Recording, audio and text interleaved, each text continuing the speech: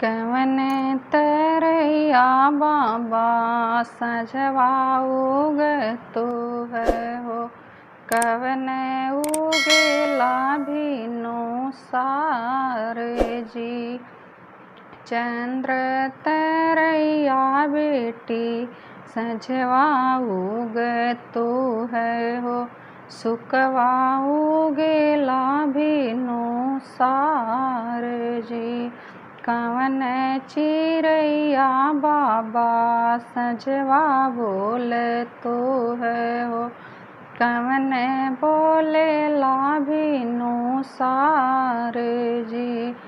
कगवा चिरैया बेटी सजवा बोलतो है हो। मुर्गा बोलेला भिनो सार जी। कवन ग्रहण बाबा सजवा लगतो है हो।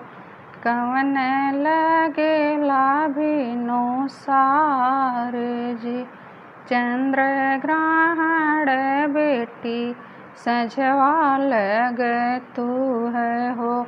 सूरज लगेला भिनो सार जी।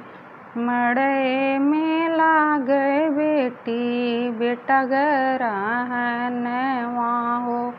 भोर भये उग्र होई जी।